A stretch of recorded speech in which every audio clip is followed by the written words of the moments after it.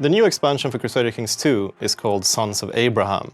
It focuses on the Abrahamic religions of Christianity, Islam, and Judaism.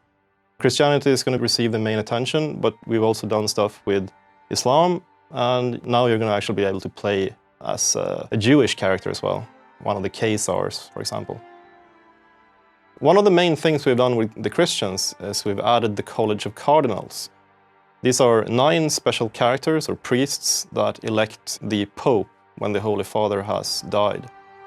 The cardinals are selected by the Pope from among the clergy of Europe, and this is done through a kind of a process where he likes certain factors about a priest or dislikes other factors. So virtuous characters and Italians and characters that the Pope likes for various reasons are likely to be selected as cardinals. And then when the Pope dies, the cardinals, the 9 cardinals, decide who will be the new Pope. Through this system, the player can indirectly make sure that one of the priests from his realm is elected Pope. And if you manage to get a Pope elected, he will owe you some favors.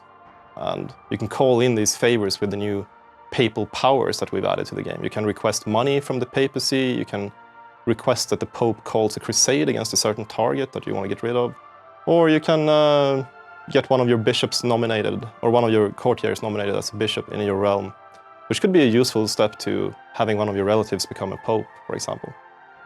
Another thing we've done with the Christians is we've added 2 more Christian holy orders, the Knights of Calatrava and the Knights of Santiago. And we've also fleshed out the entire game around the holy orders, so that you can donate money to the holy orders for some piety. You can also request money or borrow money from the holy orders, or at least some of them. The Knights Templar are actually kind of a banking organization in the medieval times.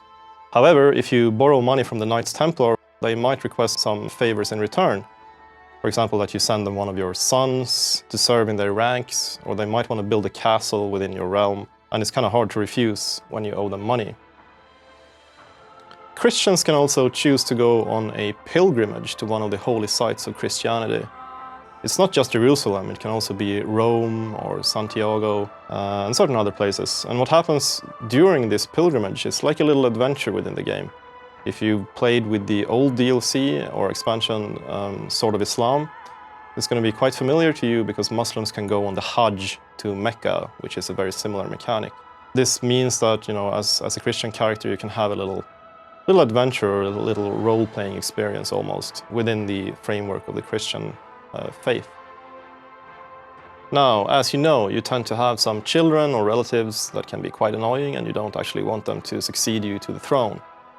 One way of getting rid of them or disinheriting them has always been to get them appointed to a bishopric, for example. But now we've added a new mechanic where you can retire them to a monastery and make them a monk or a nun, basically permanently getting rid of them. Of course, if they're kind of a martial character, a male member of the family, they can choose to go off to join one of the knightly holy orders as well, so they can actually have a meaningful life on their own in the Holy Land, perhaps, becoming appointed, you know, the commander of a castle somewhere, something like that. We've also spent a lot of time with the heresies in the game. Now, the heresy mechanic in Crusader Kings 2 has always been kind of simplistic. You know, heretics rise up, they take a province here or there, and it spreads kind of strangely, and so on. So what we've done is we've improved these events where the heresies rise up, and what the heretics do. And actually, if a heresy becomes more powerful than the parent religion, the heresy can actually become the new orthodoxy. Some of the heresies have also received a head of their own religions, so there's a Fraticelli Pope, for example, and so on.